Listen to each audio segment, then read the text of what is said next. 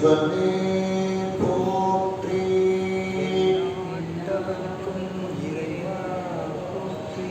கலைநிறை கணபதிக்கு சரணம் சரணம். திருச்செந்தூர் முருகனுக்கு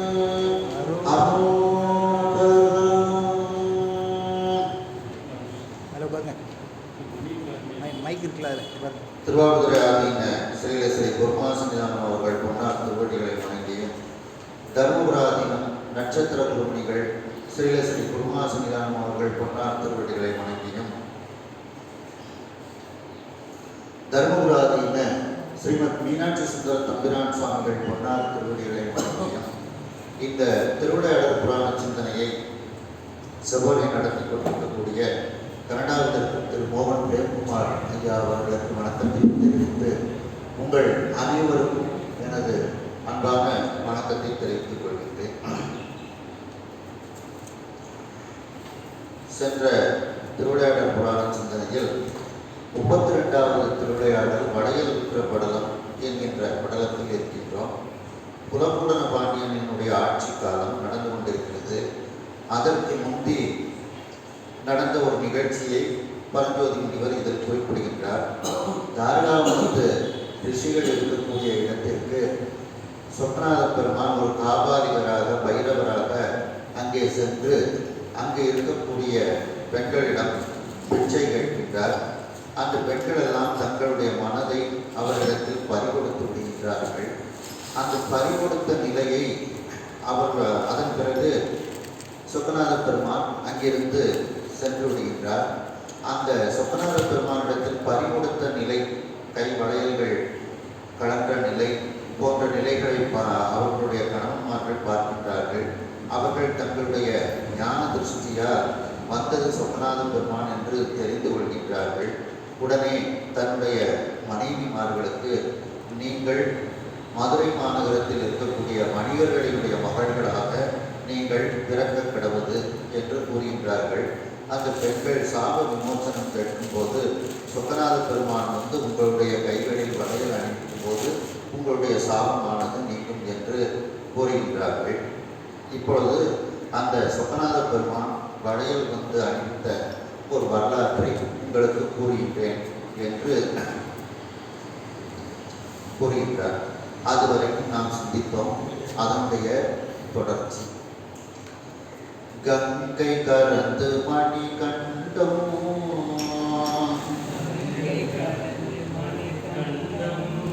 மைக்கில் சொல்லுங்க, பக்கத்தில் மைக்கில் சொல்லுங்க. 181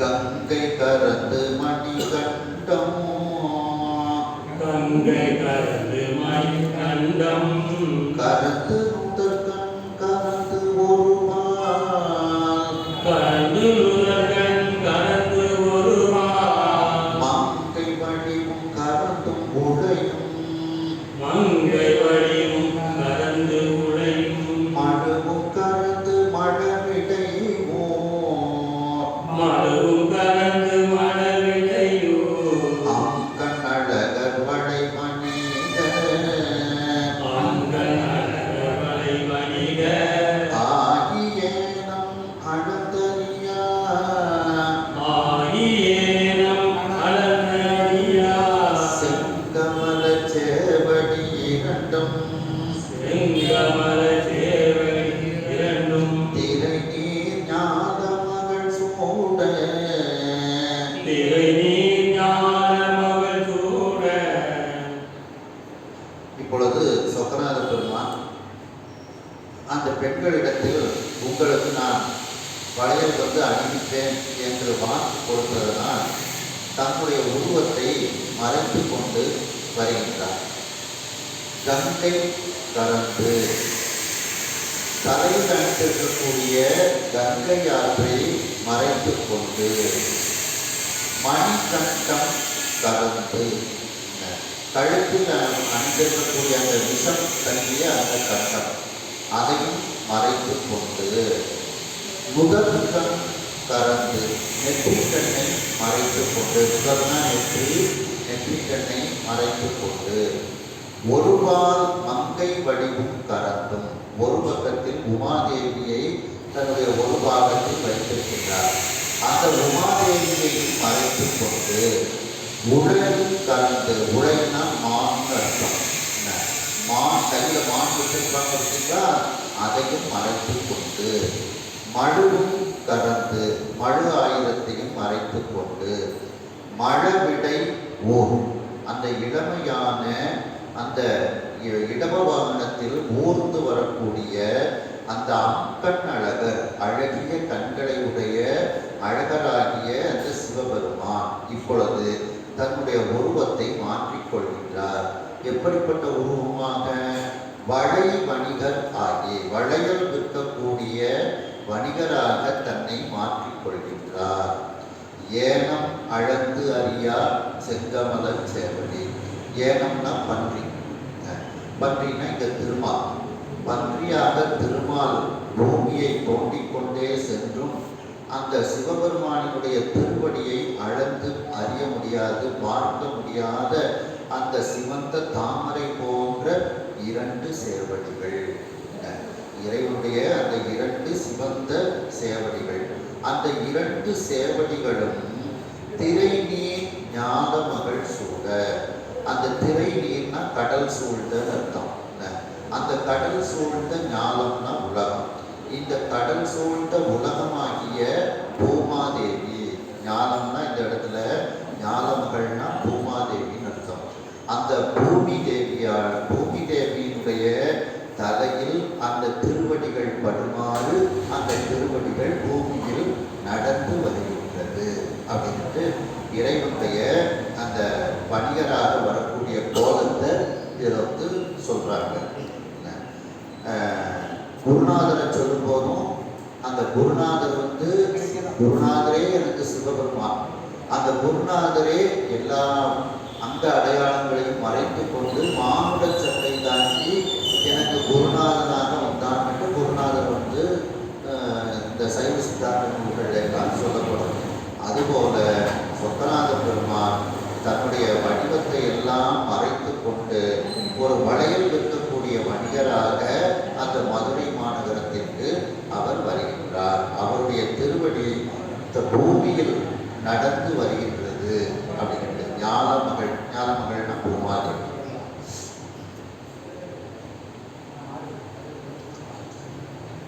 பண்டு முனிவர் பன்னியரு பண்டு முனிவர் பன்னியவா கவர்ந்தவளையே பட்டு வடம், கவர்ந்தவளையே பட்டு வடம் கொண்டு கொடுத்து மீண்டு அவர்க்கே, கொண்டு தொடுத்து மீண்டு அவர்க்கே இடுவோங்கென் முக்கோழினர் போல், இடுவோகெனும் முக்கோழினர் போல் தொண்ட தொடுத்த ஐவண்ண, தொண்ட தொடுத்த ஐவண்ண துணத்தார் போல தோள் சுமந்து, துணத்தார் போல தோள் சுமந்து மண்டு வளையை விதை பகர்ந்து, மண்டு வளையை விலை பகர்ந்து வணிக மருகில் வருகின்றார். வணிக மருகில் வருகின்றார். முற்காலத்தில், பண்டுனா முற்காலத்தில் அந்த முனிவர்கள், தாராவணத்து முனிவர்கள், அவர்களுடைய பன்னியர் அப்படின்னா மனைவிகள், அந்த மனைவிமார்களிடத்தில் கவர்ந்து வைத்திருக்கக்கூடிய அந்த வளையலையே. ஏன்னா இந்த தாராவணத்து ரிஷி பத்னிகள்லாம் பிச்சை போடும்போதே அவர்களுடைய உடல் மெலிந்து கையில் அணிந்திருக்கக்கூடிய வளையல்கள்லாம் இறைவனுடைய பிச்சை பாத்திரத்தில் கலந்து விழுந்து விடுகிறது. அந்த வளையலையெல்லாம் சுவாமி பத்திரமா வச்சிருக்கிறார். அப்படி அந்த பெண்களிடத்தில் கவர்ந்த வளையல்கள் அனைத்தையும் பட்டு கயிறு கொண்டு தொடுத்து பத்திரமா வச்சிருக்கிறார். பட்டு வடம்னா பட்டு கயிறுன்னு அர்த்தம். பட்டு கயிறு கொண்டு தொடுத்து அதை அழகாக கோர்த்து மீண்டு அவருக்கு நமக்கே விடுவோம், மீண்டும் அதே பெண்களுக்கே அந்தந்த வளையல்களை அணிவிப்போம் என்னும் உட்கோடினர் போல, அப்படிப்பட்ட எண்ணத்தை உடையவர் போல சுவாமி அதை பத்திரப்படுத்தி வைத்திருக்கின்றார். இந்த வளையல்களை எல்லாம் கழுத்துல தொங்க போட்டுட்டு வர்றார். இது எப்படி இருக்குது அப்படின்னா, அடியார்கள் 5 நிறத்தை உடைய அந்த பூக்களை எல்லாம் மாலையாக கொடுத்து சுவாமிக்கு அணிவிக்கின்றார்கள். அப்படி அந்த 5 நிறத்தை உடைய பூமாலைகள்லாம் கழுத்துல கிடப்பது போல இந்த வளையல்கள்லாம் அவருடைய கழுத்தில் இருக்கின்றது அப்படின்ட்டு இதை சொல்றாங்க. தொண்டர் தொடுத்த இறைவனுக்கு தொண்டு செய்யக்கூடிய அந்த அடியார் பெருமக்கள் நல்ல பூக்களை கொடுக்கின்றார்கள். அப்படி எப்படி ஐவண்ண புணர்ந்தார், 5 நிறங்களை உடைய புணர்த்தார்னா பூமாலை, தார்னா மாலை. அப்படி அந்த பூமாலைகள், அந்த பூமாலைகள் எப்படி சுவாமியினுடைய கழுத்தில் அணிந்திருப்பாரோ அதுபோல தோள் சுமந்து, தோளில் இந்த வளையல்களை எல்லாம் பட்டு கயிறுல போர்த்த வளையல்களை எல்லாம் தோளில் சுமந்து கொண்டு மண்டு வளையை நெருங்கி இருக்கக்கூடிய அந்த வளையல்கள் அனைவற்றையும் விலை பகர்ந்து, அதற்கு விலை கூறிக்கொண்டு, வளையல் வாங்கலையா என்று அந்த விலையவும் கூறிக்கொண்டு வணிகம் அருகில் வருகின்றார். அந்த வணிகர்கள் இருக்கக்கூடிய மருகின தெரு வீதி, அந்த வணிகர்கள் இருக்கக்கூடிய வீதியில் சொக்கநாத பெருமான் இப்பொழுது வந்து கொண்டு இருக்கின்றார். 5 வண்ண அந்த நிறத்தை உடைய அந்த மாலைகள் எது அப்படின்னா வன்னி, ஒன்றை, தும்பை, வில்வம், ஊமத்து அப்படின்ட்டு 5 மலர்களை சொல்லப்படுகிறது. வன்னி பச்சை நிறத்தில் இருக்கும், ஒன்றையும் சிவப்பு நிறத்தில் இருக்கும், மஞ்சள் நிறத்தில் இருக்கும். தும்பை, தும்பை பூ வெண்மை நிறத்தை உடையதாக இருக்கும். வில்வம் பச்சை நிறம், ஊமத்தை அது வெண்மை நிறமாகவும் இருக்கும், கருப்பு நிறமாகவும் இருக்கும்.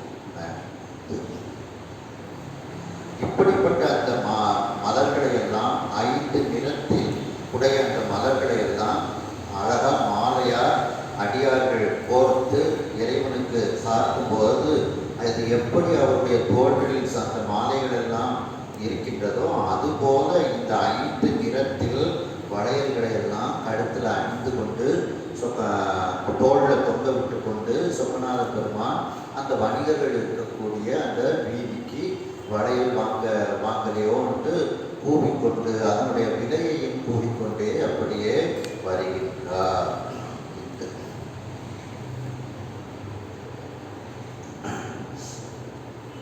சொக்கநாத பெருமான் இப்பொழுது அந்த வணிகர்கள் இருக்கக்கூடிய இடத்திற்கு ஒரு வணிகராக தன்னை மாற்றிக்கொண்டு வருகின்றார்.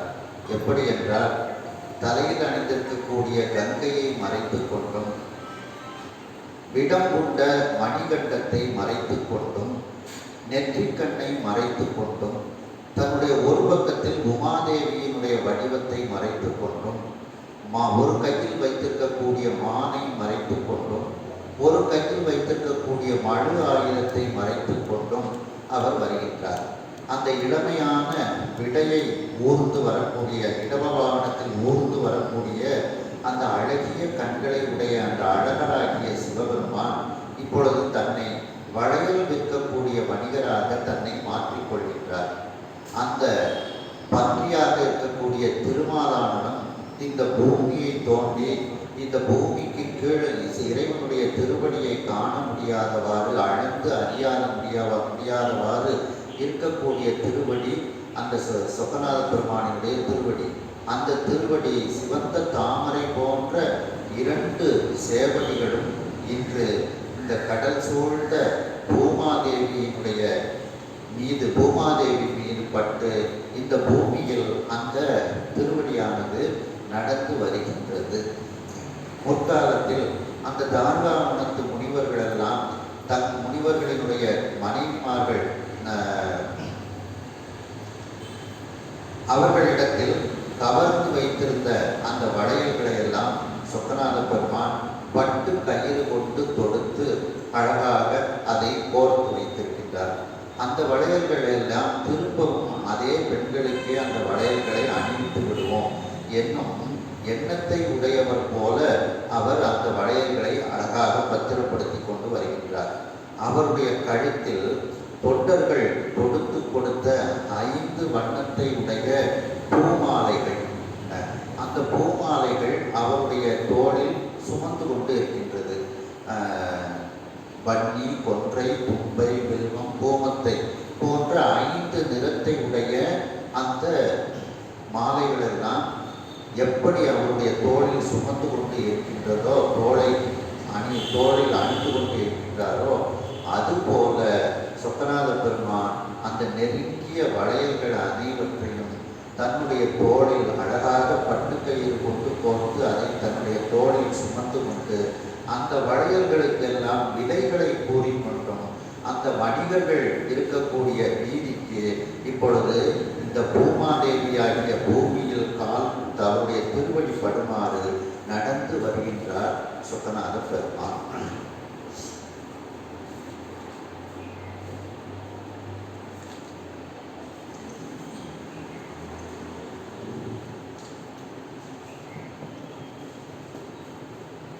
மண்ணும் மறையின் பொருள் உரைத்த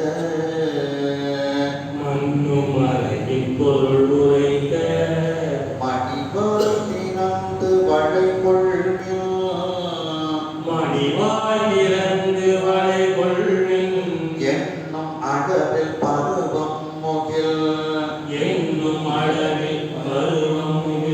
இமிழிசை கேட்டு எழும் மயில் போல் துண்ணும் மணி மேகலை மிடற்ற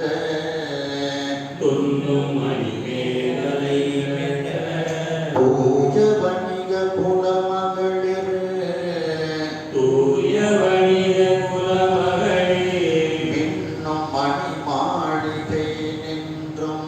மின்னும் மணி மாளிகை நின்றும் வீதி வாயில் புறப்பட்டார்.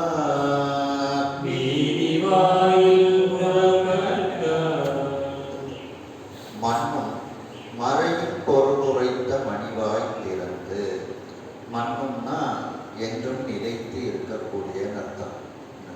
அதாவது இதுல நிறைய இடத்துல இந்த மண்ணுங்கிறத சொல்றாங்க. மண்ணுக தில்லை வளர்க நம் பக்தர்கள் அப்படின்னு சொல்லும்போது தில்லை நிலைத்து இருக்கட்டும் அப்படின்னு அர்த்தம். அப்படி என்றென்றைக்கும் நிலைத்து இருக்கக்கூடிய அந்த வேதங்கள், அந்த வேதங்களுக்கு ரிக்கேது, சாமம், அதர்வணம் என்கின்ற அந்த 4 வேதங்களுக்கு பொருளை உரைத்த அழகிய வாயை உடைய சொக்கநாத பெருமான். அந்த அழகிய வாயை உடைய சொக்கநாத பெருமான் தன்னுடைய அழகிய வாயை திறந்து வளையல் வாங்குங்கள், வளை கொள்மின், வளையல் வாங்குங்கள் என்று என்னும் அளவில் என்று அவர் கூறிக்கொண்டே அந்த தெருவில் வரக்கூடிய அந்த நேரத்தில் பருவம் முகில் இமிழ் இன்னிசை கேட்டு. பருவம் முகில்னா கார்காலத்தில் சூழ் கொண்ட மேகம், அதாவது மழை பெய்வதற்காக அந்த சூழ் கொண்ட கருமையான மேகம். எப்பனாலும் மழை பெய்யலாம்ட்டு அந்த கருமையான மேகங்கள் இருக்கும் பார்த்தீங்களா, அந்த மேகங்கள் பருவம் முகில். அந்த பருவம் அந்த கார்கால மேகத்தை, அந்த சூழ் கொண்ட மேகத்தை இருந்து இமிழ் அப்படின்னா மெல்லிய இடி முழக்கம்னு அர்த்தம். இன்னிசை கேட்டு அந்த சின்னதாக அந்த மழை வரப்போகுது அப்படிங்கிறதுக்கு அடையாளமாக அந்த இடி முழக்கம் கேட்கின்றது. அது மயில்களினுடைய காதில் இனிமையான இசை கேட்டது போல இருக்கின்றதாம். அந்த இடி இடிக்கக்கூடிய அந்த இசையை கேட்டவுடன் அந்த மயில்கள் எல்லாம் தோகையை விரித்து கொண்டு மழை வரப்போகின்றது என்ற ஆனந்தத்தில் அவைகளெல்லாம் சந்தோஷமாக தோகையை விரித்து கொண்டு எழுந்து நிற்கின்றது. எழும் மயில் போல், எழும்னா தோகை விரித்து எழுந்து ஆடக்கூடிய அந்த மயில்களை போல, அதாவது அந்த மழை பெய்யக்கூடிய மேகத்தை பார்த்தவுடன் அந்த இடி முழக்கத்தை கேட்டவுடன் மயில்கள் எப்படி மகிழ்ச்சி அடைகின்றதோ அதுபோல இந்த பெண்கள் இந்த வளையல் விற்க வாங்கலையா அப்படிங்கிற சத்தத்தை கேட்ட உடனே இவர்கள் மகிழ்ச்சி அடைந்தார்கள். துண்ணும் மணிமேகலை மிளக்க, துண்ணும்னா அணிந்த, அந்த அவர்கள் அணிந்த வலிமையான அந்த இடுப்பு ஆபரணம், கொட்டியானம்னு சொல்லுவாங்க, அந்த இடுப்பு ஆபரணமாகிய மணிமேகலைகளில் நல்ல இந்த சிலம்புகள்லாம் சதங்கைகள்லாம் கொடுத்துருப்பாங்க. அந்த அவைகளெல்லாம் சக்திக்குமாறு கொலுசுல கோர்த்துருப்பாங்க பார்த்தீங்களா, அது மாதிரி இடுப்புலையும் கோர்த்துருப்பாங்க. அப்படி அந்த மணிமேகலை மிளற்றன்னா ஒலிக்க, சப்திக்க, அந்த தூய வணிக குல மகளிர், தூய்மையான அந்த வணிக குலத்து அந்த பெண்கள் எல்லோரும் மின்னும் மணி மாளிகை நின்றும், நல்ல மின்னக்கூடிய மணிகளெல்லாம் பதிக்கப்பெற்ற வசதியான தங்களுடைய மாளிகையிலிருந்து அவர்கள் வெளியே வந்து வீதி வாயில் புறப்பட்டார். அந்த வீதிக்கு வாசலுக்கு அவர்கள் வீட்டிலிருந்து புறப்பட்டு அவர்கள் வருகின்றார்கள். அப்போ வீடு கொஞ்சம் தூரம் இருக்கும், அதனால தான் உள்ளே இருந்து அவங்க இந்த சத்தம் கேட்டவுடனே அப்படியே புறப்பட்டு வருகின்றார்கள். உடனே வாயிலுக்கு வந்தார்கள்னு சொல்லலை. அப்போ அவ்வளவு பெரிய வீடு, அங்கேருந்து புறப்பட்டு ஒரு 10 அறைகள், 10 ரூம், அதை தாண்டி மெதுவாக புறப்பட்டு வராங்க. அதான் அங்கே 10வது அறையில் அவங்க புறப்படுறதுனால புறப்பட்டான்னு போடுறாங்க.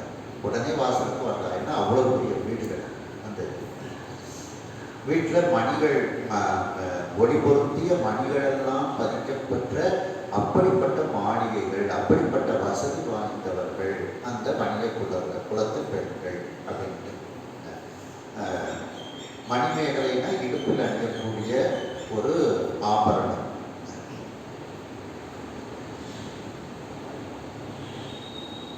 சொக்கநாத பெருமான் அந்த வேதங்களுக்கு பொருளுரைத்த மணிவா இப்பொழுது வளையல் வாங்கலையோ அப்படின்ட்டு சொல்லிக்கொண்டே அந்த வீதிக்கு வருகின்றார். வடைகள் இடுவார் என தங்கள்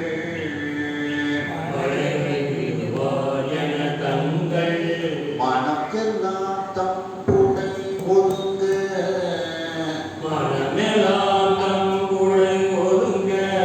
தடைகள்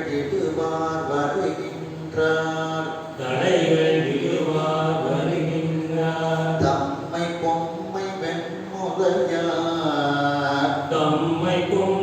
வெண்முலையார், துளைகள் எடுத்தி குழலிசை போல், சுருப்பு பாட கருங்குழல் மேல்,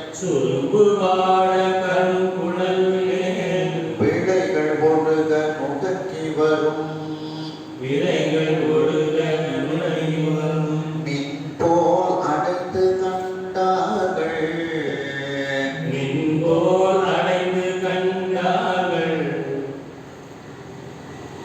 இப்பொழுது அந்த வளையல்களை நமக்கு அணிவிப்பார்.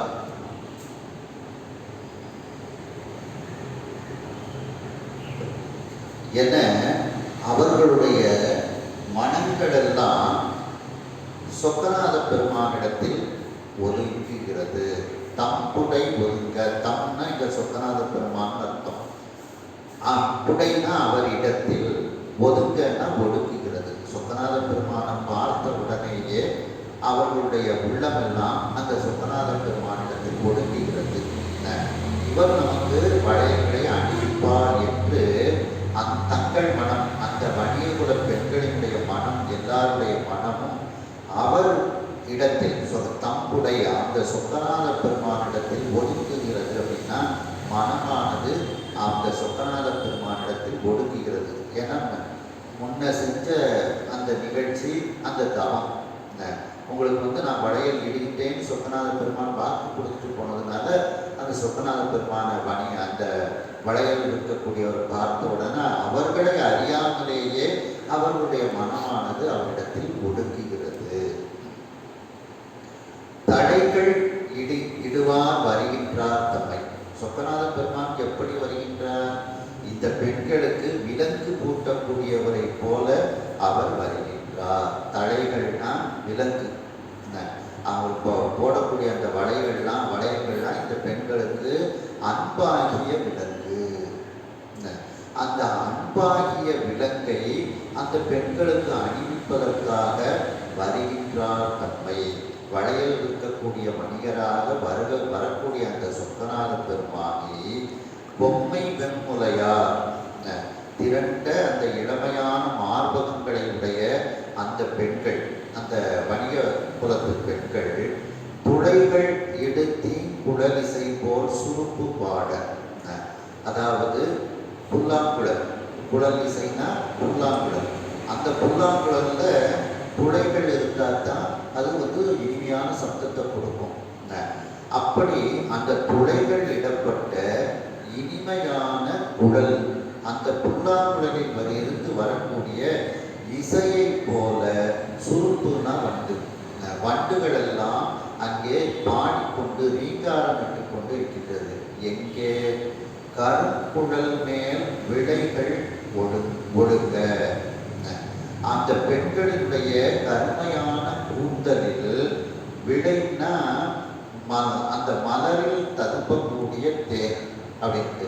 விடைகள்னா மலரில் ததும்பக்கூடிய அந்த தேன்கள் எல்லாம் ஒழுகி கொண்டிருக்கின்றது. அப்போ அந்த பெண்கள் அந்த தேனோடு இருக்கக்கூடிய அந்த மலர்களை அணிந்திருக்கின்றார்கள். அந்த தேனை உண்பதற்காக வண்டுகள் ரீங்காரமிட்டு கொண்டு இந்த பெண்களை சூழ்ந்து கொண்டு வருகின்றது. இந்த பெண்கள் எப்படி வருகின்றார்கள்? மின்னலை போல வருகின்றார்கள். அது எப்படிப்பட்ட மின்னல்? மின்னல் பார்த்தீங்கன்னா ஒரு நேர் கோடு போல வரும். ஆனால் இவர்கள் வளைந்து நெளித்து வருகின்றார்கள். அதனால மின்னல் வளைந்து நெளித்து வந்தால் எப்படி இருக்குமோ அது போல இந்த பெண்கள் எல்லாம் வருகின்றார்கள். முடக்கி வரும், முடக்குதல்னா வளைந்து அசைத்து அப்படின்னு அர்த்தம். அப்படி வளைந்து அசைத்து வரக்கூடிய மின்னலை போல அடைந்து கண்டார்கள். வாசலை அடைந்து இந்த பெண்கள் சொக்கநாத பெருமானை பார்க்கின்றார்கள். அப்போ மின்னல் பொதுவாக பார்த்தீங்கன்னா ஒரு நேர்கோடா ஒரு மாதிரி வரும். அது வளைந்து நிறுத்தினா அது வராது. ஆனால் இந்த பெண்கள் மின்னலை போன்று இருக்கின்றார்கள். ஆனால் இவங்க வளைந்து நெளித்து வர்றதுனால ஒரு மின்னல் வளைந்து நெளித்து வர்றது போல இவர்கள் வந்தார்கள் அப்படின்ட்டு இந்த பெண்களினுடைய அழகை இவ்வாறு கூறுகின்றார்கள். என்றென்றைக்கும் நிலைத்து இருக்கக்கூடிய அந்த 4 வேதங்களினுடைய பொருளை உரைத்த சொக்கநாத பெருமானினுடைய அந்த அழகிய மணி போன்ற வாய், அந்த வாயை திறந்து சொக்கநாத பெருமான் வளையல் வாங்கிக் கொள்ளுங்கள், வளை கொள்மின் என்று அந்த தெருவில் கூவிக்கொண்டே அவர் வருகின்றார்.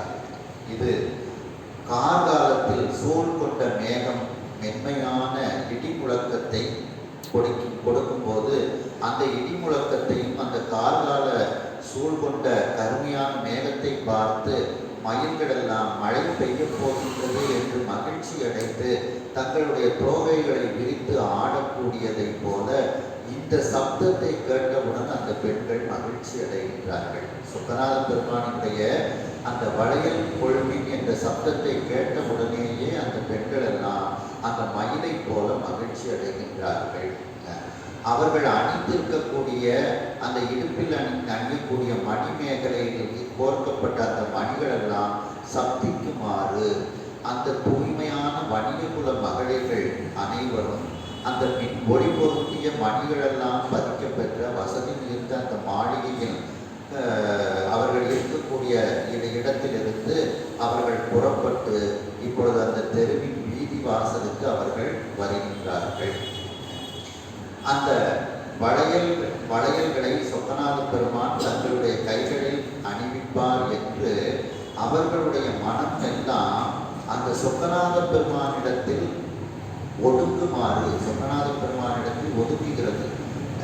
அப்படி அந்த சொக்கநாத பெருமானிடத்தில் அவர்கள் தங்களுடைய மனதையெல்லாம் பறிகொடுத்து விடுகின்றார்கள்.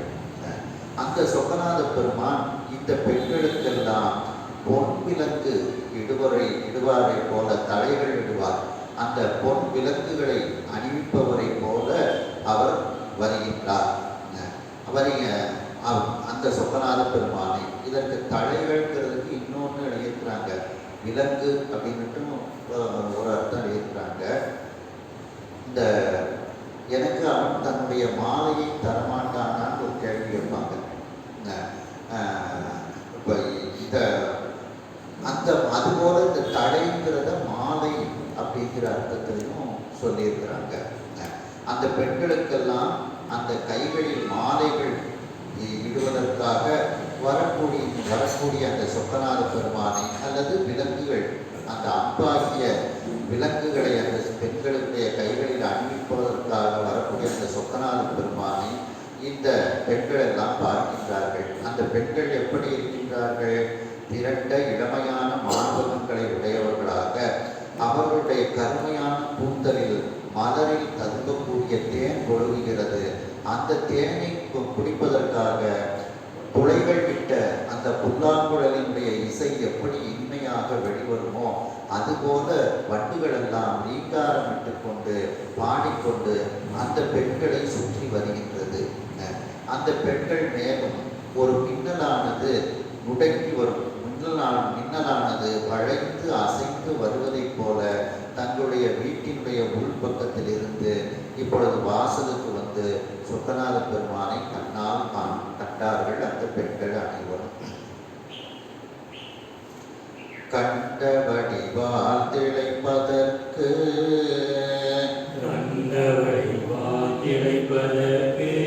கடிபேரன்பு காதல் வழி கொண்டு செல்ல ஒரு சாதம் குணநாம் நாணம் முதல் நான்கும் மண்டி ஒரு சார் மறுதலைப்ப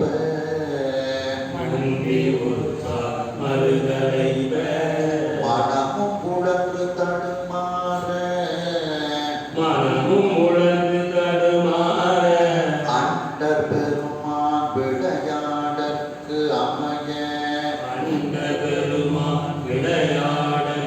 அமைய சூழ்ந்தார் அமுது அணையார். அந்த சொக்கநாத பெருமானுடைய வடிவத்தை கண்டவுடனேயே முன்பே அவர்கள் ஆசைப்பட்டது போல அந்த ஒருவன் அந்த பெருமானோடு கூடி இன்பம் அடைவதற்கு அவர்கள் அந்த பெருமானிடத்தில் மிகப்பெரிய அன்பை உடையவர்களாக அவர்கள் இருக்கின்றார்கள். அவர்களுடைய அந்த காதல் தன்மை, அன்பு தன்மையானது அவர்களை ஒரு வழியாக சொக்கநாத பெருமானிடத்தில் இழுத்து கொண்டு செல்கிறது.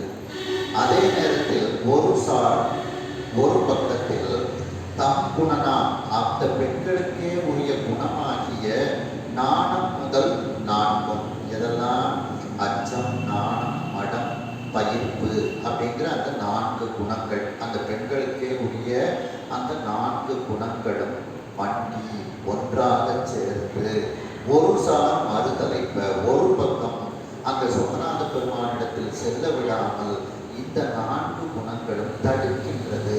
மறுதலைப்பன தடுக்கின்றது அப்படின்ட்டு. மனமும் உழன்று தடுமாற, மனமும் இப்பொழுது துன்பமடைந்து சுழற்சி அடைந்து தடுமாறுகின்றது. அண்டர் பெருமான் விளையாடற்கு அமைய அதே நேரத்தில் தேவர்களுக்கெல்லாம் தலைவனாகிய அந்த பெருமானுடைய திருவிளையாடல் இங்கே ஒன்று நிகழ இருக்கின்றது. அந்த திருவிளையாடல்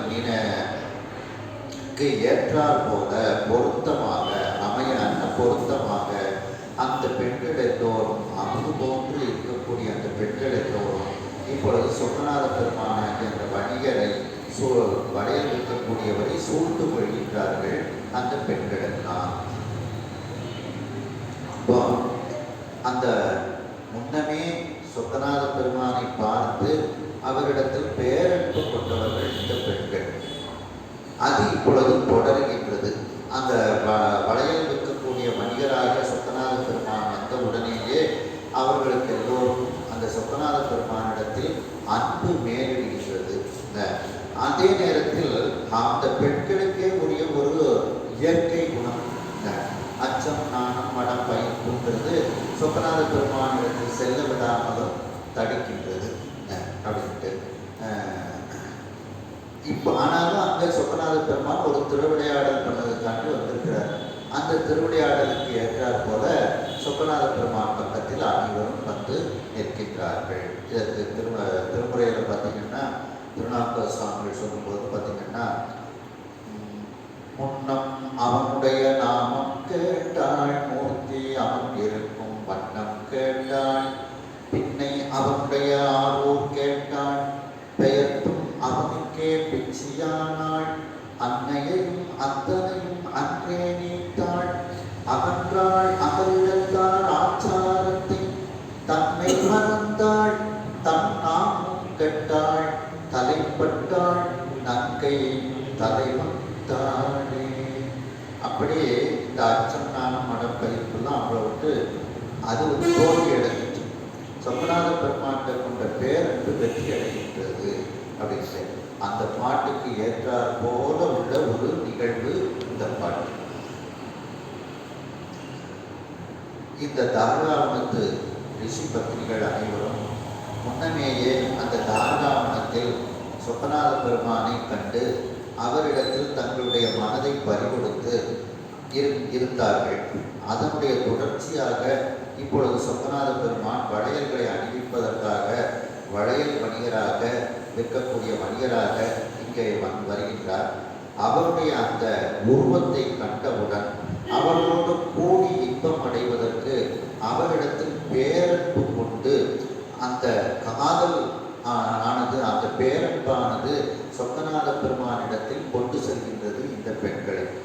அதே நேரத்தில் இன்னொரு பக்கத்தில் அந்த பெண்களுக்கே உரிய இயற்கை குணமாக இருக்கக்கூடிய அச்சம், நாணம், மடம், பயிர்ப்பு என்கின்ற 4 குணங்களும் இப்பொழுது ஒன்றாக சேர்ந்து கொண்டு அந்த பெண்களை ஒரு பக்கம் அவ்வாறு செல்லக்கூடாது என்று தடுக்கின்றது. இப்பொழுது மனம் அவர்களை துன்பப்படுத்தி, அந்த பெண்களை துன்பப்படுத்தி தடுமாற வைக்கின்றது. இம்மேலும் அந்த தேவர்களுக்கெல்லாம் தலைவனாகிய சொக்கநாத பெருமான் இந்த இடத்தில் ஒரு திருவிளையாடலை நிகழ்த்த வேண்டும் என்று இருப்பதனால் அதற்கு அமையுமாறு, அதற்கு பொருத்தமாக அந்த அமுதம் போன்ற பெண்கள் எல்லோரும் இப்பொழுது சொக்கநாத பெருமானை சூழ்ந்து கொண்டார்கள் என்று இந்த அளவில் இந்த சிந்தனையை நிறைவு செய்து மீண்டும் அடுத்த சிந்தனையில் இப்பொழுது இதை தொடர்வோம். ஹர நம பார்வதி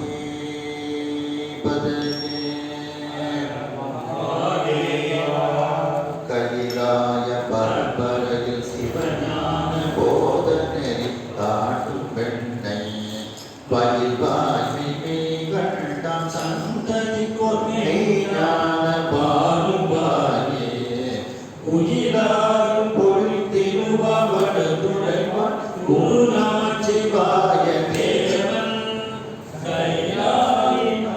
உடையோ திருமரபின் நீரோணி தடையவாதோ. ஹர நம பார்வதி பதே.